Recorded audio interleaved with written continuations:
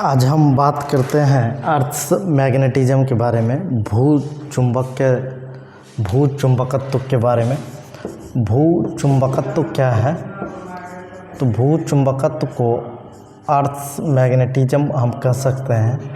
मतलब पृथ्वी भी एक विशाल चुंबक की भांति व्यवहार करता है, जिसके बारे में हम लोग इसके स्ट्रेंथ के बारे में हम लोग पढ़ते हैं। अर्थ मैग्नेटिज्म, भू चुंबकत्व, अर्थ मैग्नेटिज्म, इसमें पृथ्वी एक विशाल चुंबक की भांति व्यवहार करता है।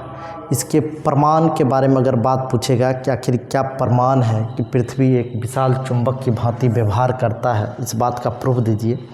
तो हम लोग कह सकते हैं कि जब किसी क्षण चुंबक को ऊर्ध्वाधर लटकाया जाता है, हॉरिजॉन्टली ऊर्ध्वाधर लटकाया जाता है, तो इसका नॉर्थ और साउथ पोल हमेशा पृथ्वी के साउथ और नॉर्थ पोल के डायरेक्शन में जाके रुकता है।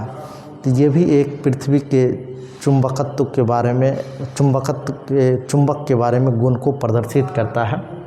होता क्या है, इस जैसे क्षण चुंबक है, क्षण चुंबक को हम धागे में बांध के हॉरिजॉन्टली यानी क्षैतिज में स्वतंत्रता पूर्वक लटकाते हैं। तो ये जो साउथ पोल है, क्षण चुंबक का साउथ पोल पृथ्वी के उत्तरी ध्रुव और नॉर्थ पोल पृथ्वी के दक्षिणी ध्रुव की ओर जा कर के रुक जाता है।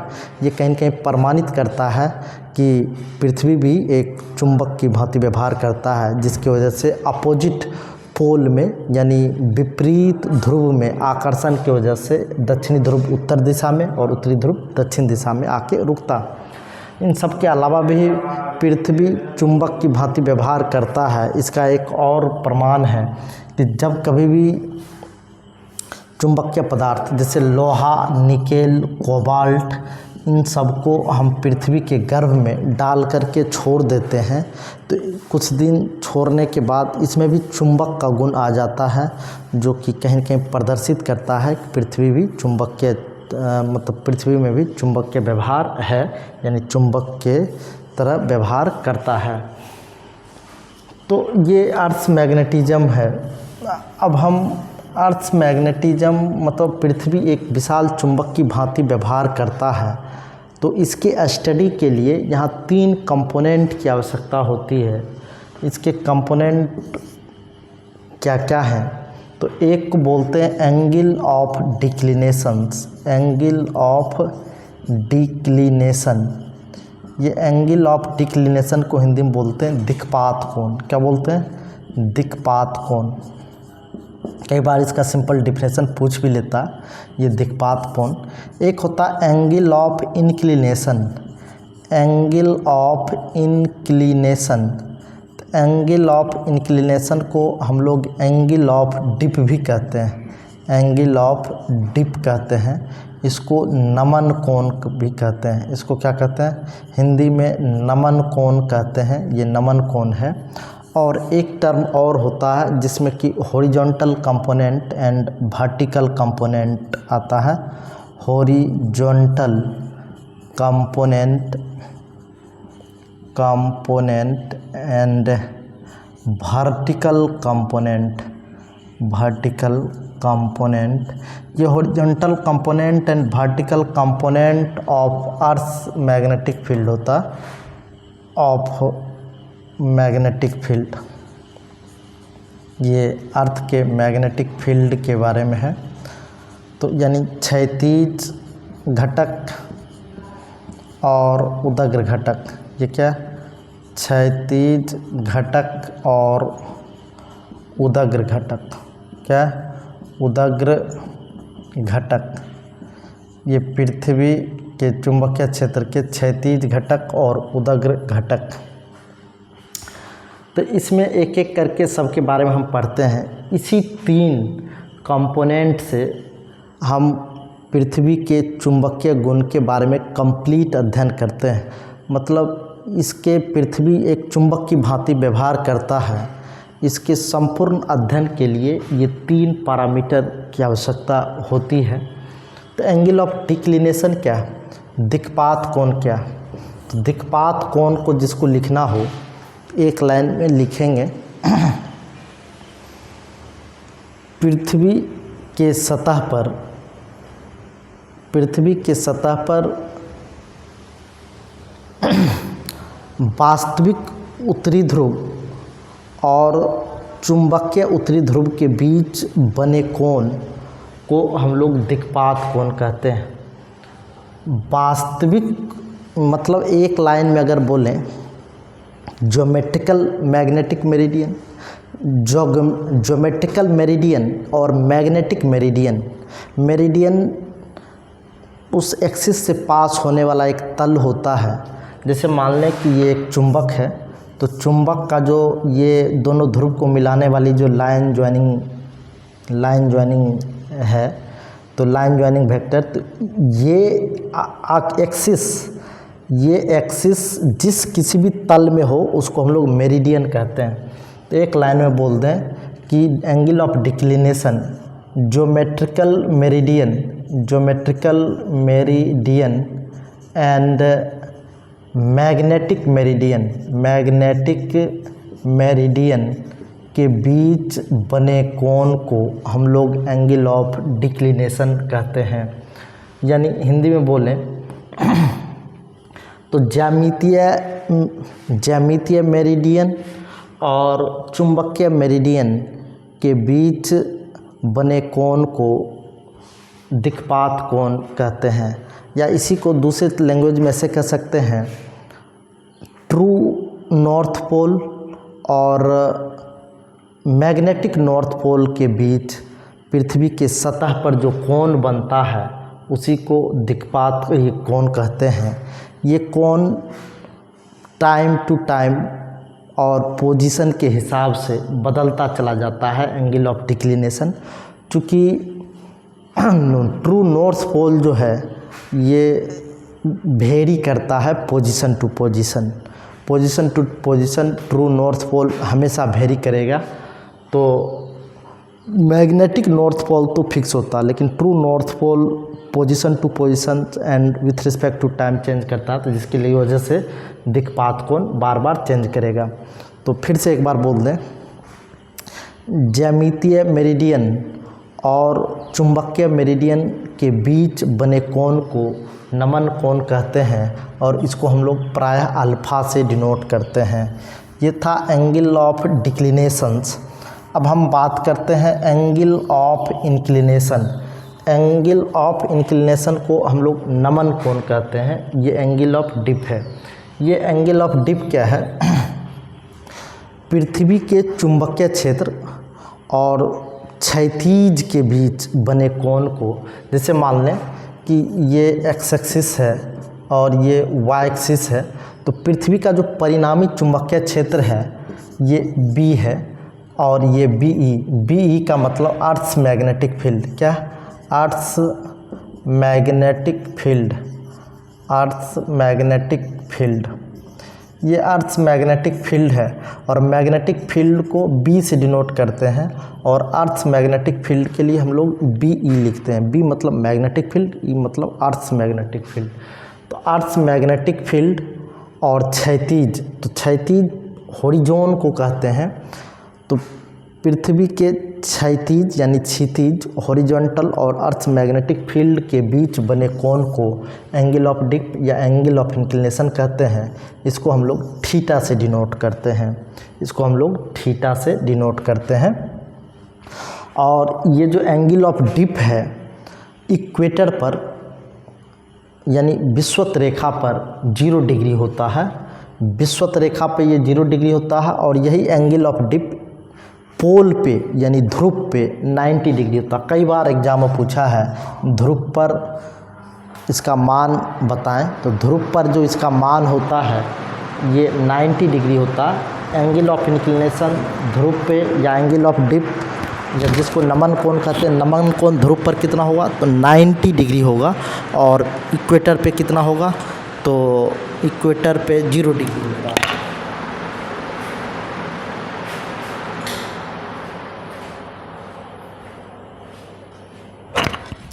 अब हम बात करते हैं हॉरिजॉन्टल कंपोनेंट और वर्टिकल कंपोनेंट के लिए क्षैतिज घटक और उदग्र घटक के लिए, ये क्षैतिज घटक और उदग्र घटक क्या इसी रिजल्टेंट मैग्नेटिक फील्ड है या अर्थ का जो मैग्नेटिक फील्ड है, ये एक्स एक्सिस ये हॉरिजॉन ही तो है, ये हॉरिजॉन है, तो हॉरिजॉन के डायरेक्शन में इसका कितना कंपोनेंट आएगा, और ये जो वाई एक्सिस है ये भी वर्टिकल कंपोनेंट ही तो है, तो ये वाई एक्सिस वर्टिकल का काम करेगा और ये एक्स एक्सिस हॉरिजॉन का काम करेगा। तो इसका जो इस डायरेक्शन में मैग्नेटिक फील्ड आएगा कितना आएगा एक्स एक्सिस में हॉरिजॉन में, तो ये जो एच हॉरिजॉन्टल कंपोनेंट को एच से ही डिनोट करते हैं, तो ये बी ई कॉस थीटा आएगा। आप लोग अगर वेक्टर पढ़े होंगे तो किसी भी वेक्टर का जो कंपोनेंट है जिस किसी भी एक्सिस पे निकालना है, तो जितना एंगल हम बेंड करते हैं, जितना एंगल बेंड करते हैं उस एंगल में कॉस लगा के एंगल लगा देते हैं, तो ये क्या हो जाएगा बी ई कॉस थीटा, कितना हो जाएगा बी ई कॉस थीटा। और ये जो वर्टिकल कंपोनेंट है ये कितना होगा, तो ये B E sine theta, B E sine theta, ये वर्टिकल कंपोनेंट, ये एंगल थीटा है, तो ये कितना हो जाएगा 90 माइनस थीटा, तो ये कॉस थीटा इधर कितना हो जाएगा, तो कॉस थीटा इधर कितना होगा साइन थीटा। तो हॉरिजॉन्टल कंपोनेंट कुछ नहीं, किसी भी वेक्टर का कंपोनेंट जिस किसी भी एक्सिस पे निकालते हैं उस वेक्टर से एक्सिस की तरफ बेंड करते हैं और जितना एंगल बेंड किया उसी में कॉस लगा लेते हैं। तो यहाँ भी क्या करते हैं, जितना एंगल बेंड किया तो कॉस 90 माइनस थीटा, तो वर्टिकल कंपोनेंट के लिए हम कह सकते हैं भी कितना होगा, तो बी कॉस 90 माइनस थीटा, चूँकि कॉस 90 माइनस थीटा को हम लोग साइन थीटा लिख सकते हैं, तो इसलिए वर्टिकल कंपोनेंट कितना हो गया बी साइन थीटा। तो हम इसी को हॉरिजॉन या क्षैतिज कहते हैं, क्षैतिज या क्षितिज भी कुछ लोग बोलते हैं, इसको बोलते हैं उदग्र, ये उदग्र अक्ष है या उदग्र एक्सिस भी कह सकते हैं, वर्टिकल अंग्रेजी में बोलते हैं। तो हॉरिजॉन्टल कंपोनेंट कितना हो गया B E cos theta, B E का मतलब अर्थ मैग्नेटिक फील्ड, और भी कितना, तो बी ई साइन थीटा। इसी में इक्वेशन इसको 1 मान लेते हैं, इसको इक्वेशन 2 मान लेते हैं।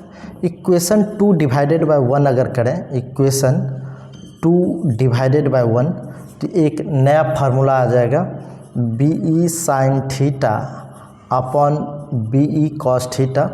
लेफ़्ट साइड को हमने राइट साइड लिख दिया, राइट साइड को हमने लेफ़्ट साइड लिख दिया। देखो ये राइट साइड है तो इसको हमने लेफ़्ट साइड लिखा है, इक्वेशन 2 डिवाइडेड बाई 1, तो भी बटे एच, तो ये बी मैग्नेटिक फील्ड अर्थ का मैग्नेटिक फील्ड दोनों में सेम है, cancel, sine theta by cos theta, तो ये क्या हो जाएगा टेन थीटा, तो टेन थीटा इक्वल टू भी बटे एच। मतलब अगर किसी भी पॉइंट पे अगर क्षैतिज घटक और उदग्र घटक दिया हुआ चुंबकीय क्षेत्र का, पृथ्वी के चुंबकीय क्षेत्र का क्षैतिज घटक और उदग्र घटक दिया हुआ है और नमन कोण पूछ दिया, तो यहाँ से टेन थीटा यानी थीटा का मान आसानी से निकाला जा सकता है। कई बार इस पे सवाल आता है पृथ्वी का उदग्र घटक कितना है, क्षैतिज घटक कितना है, तो नमन कोण का मान ज्ञात करें, तो यहाँ से थीटा का जो मान आएगा वो नमन कोण ही आएगा। इसी में इक्वेशन 1 का स्क्वायर प्लस इक्वेशन 2 का स्क्वायर करके ऐड कर दें, इक्वेशन 1 का स्क्वायर प्लस इक्वेशन 2 का स्क्वायर, इक्वेशन समीकरण 1 का स्क्वायर प्लस समीकरण 2 का स्क्वायर, तो बी ई साइन थीटा का square plus B E cos theta का स्क्वायर, समीकरण 1 का स्क्वायर प्लस समीकरण बी का स्क्वायर, तो ये कितना हो जाएगा, तो समीकरण 1 का स्क्वायर तो ये एच स्क्वायर प्लस समीकरण 2 का स्क्वायर तो ये भी का स्क्वायर, तो B E square sine square theta plus B E square cos square theta equal to क्या हो जाएगा H square plus B square, तो यहाँ से B E square equal to हो जाएगा ये sine square theta plus cos square theta, ये H square plus B square बच जाएगा, तो ये B E square is equal to sine square theta plus cos square theta का मान 1 होता, तो H square plus B square, तो अर्थ का जो मैग्नेटिक फील्ड है हॉरिजॉन्टल कंपोनेंट का स्क्वायर प्लस वर्टिकल कंपोनेंट का स्क्वायर को अंडर रूट कर लेंगे, तो ये रिजल्टेंट मैग्नेटिक फील्ड आ जाएगा, यानी परिणामी चुंबकीय क्षेत्र आ जाएगा। तो ये था पृथ्वी के चुंबकीय व्यवहार के बारे में अध्ययन के लिए इन सब चीज़ की आवश्यकता होती है। तो चलिए अब हम बात करते हैं अगले टॉपिक के बारे में।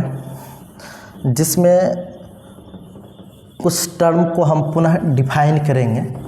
और वो टर्म जैसे परमानेंट मैग्नेट है, तो परमानेंट मैग्नेट यानी अस्थाई चुंबक को बनाने के लिए किस तरीके के पदार्थ की आवश्यकता होती है। या मान लीजिए इलेक्ट्रोमैग्नेट बनाना है, तो इलेक्ट्रोमैग्नेट बनाने के लिए किस तरीके की पदार्थ की आवश्यकता होती है। तो इन सब के लिए हम कुछ टर्म को पुनः डिफाइन करना चाहेंगे और उसी के डिफिनेशन से समझ में आएगा कि अस्थाई चुंबक के लिए कैसे पदार्थ की आवश्यकता होती है और अस्थाई यानी इलेक्ट्रोमैग्नेट जिसको मानव निर्मित चुंबक भी कहते हैं, तो इलेक्ट्रोमैग्नेट के लिए कैसे पदार्थ की आवश्यकता होती है। तो इसमें हम एक टर्म डिफाइन करते हैं, तो चुंबकन क्षेत्र। चुंबकन क्षेत्र को हम लोग बोलते हैं मैग्नेटाइजिंग फील्ड। क्या बोलेंगे? Magnetizing field. ये मैग्नेटाइजिंग फील्ड क्या है?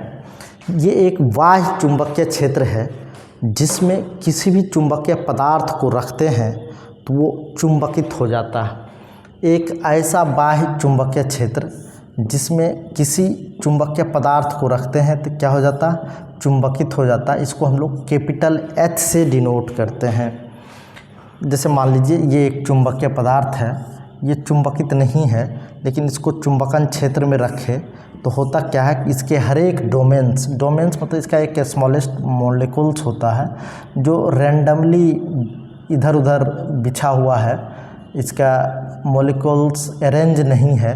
तो इस मैग्नेटिक फील्ड में ले जाने पे क्या होता है, सारे नॉर्थ पोल एक साइड हो जाते हैं और सारे साउथ पोल एक साइड हो जाते हैं। चूँकि इस पर मैग्नेटिक फोर्स लगता है तो जिसकी वजह से ये भी मैग्नेटाइज्ड हो जाता है। तो ये भी मैग्नेटाइज्ड हो जाता है, तो ये भी एक चुंबक की भांति व्यवहार करने लगता है। तो इधर एक साउथ पोल हो जाएगा, दूसरे साइड नॉर्थ पोल हो जाएगा, दूसरे साइड क्या हो जाएगा? नॉर्थ पोल हो जाएगा। तो चुंबकन क्षेत्र क्या? एक ऐसा बाह्य चुंबकीय क्षेत्र जिसमें किसी चुंबकीय पदार्थ को हम ले जाते हैं तो वो चुंबकित हो जाता है। वो क्या हो जाता? चुंबकित हो जाता है। इसका अगर मात्रक पूछेगा, इसको H से डिनोट किया जाता और इसका मात्रक क्या होता? तो एम्पियर पर मीटर होता है। इसका मात्रक क्या होता? तो एम्पियर पर मीटर होता है। इस बात को हम लोग याद रखेंगे। ये चुंबकन क्षेत्र है, ये चुंबकन क्षेत्र है। अब एक टर्म आता है चुंबकन तीव्रता सदिश। चुंबकन तीव्रता सदिश। चुंबकन तीव्रता सदिश क्या है? जैसे अभी हमने कहा कि बाह्य मैग्नेटिक फील्ड में किसी चुंबकीय पदार्थ को ले जाते हैं तो वो चुंबकित हो जाता है।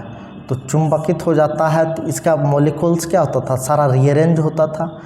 सारा रैंडम जो ये मॉलिक्यूल्स बिछा हुआ था, ये रैंडम मॉलिक्यूल्स जो बिछा हुआ होता है, इस मॉलिक्यूल्स को फिर से रीएडजस्ट करना पड़ता। तो ये मॉलिक्यूल्स फिर से रीअरेंज होता। तो रीअरेंज होने से यहाँ चुंबकीय आघूर्ण उत्पन्न होता। यहाँ रीअरेंज होने से सारे मॉलिक्यूल्स एक डायरेक्शन में होने से क्या होता कि चुंबकीय आघूर्ण रीएडजस्ट करता है। तो हम देखते क्या हैं कि H मैग्नेटिक फील्ड अप्लाई होने पे जो चुंबकीय आघूर्ण उत्पन्न हुआ, ये चुंबकन तीव्रता सदिश। तो इसमें H मैग्नेटिक फील्ड यानी बाह्य चुंबकीय क्षेत्र में इसमें मैग्नेटिक मोमेंट उत्पन्न हुआ। तो जैसे मान लेते हैं कि ये एक बार मैग्नेट है यानी एक क्षण चुंबक है, तो क्षण चुंबक के भी आयतन में, क्षण चुंबक का आयतन कितना? भी। तो भी आयतन में जो चुंबकीय क्षेत्र उत्पन्न हुआ, ये चुंबकीय आघूर्ण उत्पन्न हुआ, ये कैपिटल M। भी आयतन मतलब टोटल बार मैग्नेट के वॉल्यूम भी है और भी वॉल्यूम में जो चुंबकीय आघूर्ण उत्पन्न हुआ ये M उत्पन्न हुआ। तो इकाई आयतन में कितना उत्पन्न होगा? तो ये M/V, और इसी M/V को हम लोग चुंबकन तीव्रता सदिश कहते हैं, जिसको हम कैपिटल I से डिनोट करते हैं। जिसको हम किससे डिनोट करते हैं? Capital I। तो चुंबकन तीव्रता सदिश को अगर डिफाइन करना हो तो एक लाइन में हम कह सकते हैं, it is defined as the magnetic moment induced per unit volume. It is defined as the magnetic moment induced per unit volume Hindi में बोलें तो प्रति एकांक आयतन में प्रेरित चुंबकीय आघूर्ण, प्रति एकांक आयतन में प्रेरित चुंबकीय आघूर्ण को चुंबकन तीव्रता सदिश कहते हैं। इसे कैपिटल आई से डिनोट करते हैं। ये क्या हो जाएगा, m/v। चुंबकन तीव्रता सदिश को कैपिटल आई से डिनोट करते हैं। m क्या, प्रेरित चुंबकीय आघूर्ण, v क्या, आयतन। अगर आई के मात्रक की बात करें तो आई का मात्रक कितना होगा, तो आई का जो मात्रक होगा, चुंबकीय आघूर्ण का मात्रक हो जाता है एम्पियर मीटर स्क्वायर, और ये भी आयतन है तो आयतन का जो मात्रक हो जाएगा मीटर क्यूब। तो फिर से कैंसिल होके एम्पियर पर मीटर, ये आई चुंबकन तीव्रता सदिश का भी मात्रक हो जाएगा एम्पियर पर मीटर। और इससे पहले जो चुंबकन क्षेत्र बताए थे उसका भी मात्रक कितना हो गया, एम्पियर पर मीटर। अब एक टर्म आता है चुंबकीय प्रवृत्ति। हम चुंबकीय प्रवृत्ति के बारे में भी बात करते हैं कि चुंबकीय प्रवृत्ति क्या होता है। चुंबकीय प्रवृत्ति, चुंबकीय प्रवृत्ति इसको बोलते हैं मैग्नेटिक सस्पिएबिलिटी। क्या बोलते हैं, magnetic सस्पिएबिलिटी, SUSCEPTEBILITY, magnetic सस्पिटिबिलिटी, magnetic SUSCEPT सस्पिएबिलिटी, सस्पिटिबिलिटी, SUSCEPTIBILITY। ये मैग्नेटिक सस्पिएबिलिटी क्या है, इस स्पेलिंग को थोड़ा सा आप लोग देख लेंगे। मैग्नेटिक सस्पिएबिलिटी होता क्या है इसके बारे में हम डिफाइन करते हैं। ये चुंबकीय प्रवृत्ति है। जिस पदार्थ की चुंबकीय प्रवृत्ति जितनी अधिक होगी वो उतना अधिक चुंबकित होगा। मतलब कम चुंबकीय क्षेत्र में भी जल्दी चुंबकित हो जाएगा, यानी चुंबक का गुण आ जाएगा। जिसका चुंबकीय प्रवृत्ति का मान कम होगा उसको चुंबकित करने के लिए, यानी चुंबकीय गुण लाने के लिए हाई मैग्नेटिक फील्ड की आवश्यकता पड़ेगी। मतलब चुंबकीय प्रवृत्ति जिसका ज़्यादा है वो आसानी से चुंबकित हो जाता है, यानी वो उतना आसानी से उसमें चुंबक का गुण आ जाता है।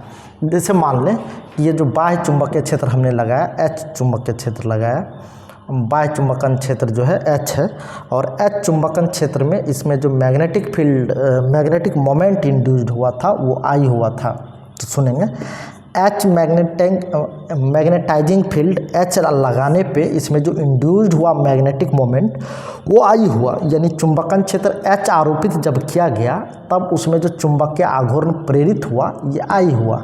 यानी चुंबकीय आघूर्ण जितना ज़्यादा प्रेरित होगा चुंबक का गुण उतना ज़्यादा आएगा। तो अच्छा, जितना कम चुंबकन क्षेत्र में, यानी जितना कम चुंबकीय क्षेत्र में ये चुंबकीय आघूर्ण प्रेरित होगा उतना ज़्यादा चुंबकीय प्रवृत्ति होगा। तो एकांक चुंबकीय क्षेत्र चुंबकन क्षेत्र आरोपित करने पर कितना प्रेरित होगा, तो I/H।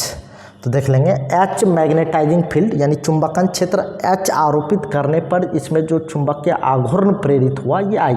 तो एकांक चुंबकन क्षेत्र आरोपित करने पर चुंबकीय आघूर्ण कितना उत्पन्न होगा, तो I/H। तो इसी I/H को हम मैग्नेटिक सस्पिएबिलिटी बोलते हैं, जिसको इस तरीके से काई से डिनोट करते हैं। इसको हम लोग काई पढ़ते हैं, KAI, काई, KAI, काई, या कप्पा भी सिंबल का नाम है। तो काई से डिनोट करते हैं, काई इक्वल टू हो जाएगा I/H। अगर कोई इसका डिफिनेशन पूछे तो it is defined as the ratio of induced magnetic moment and magnetizing field, या हम लोग ऐसे कह सकते हैं magnetic moment induced per unit magnetizing field.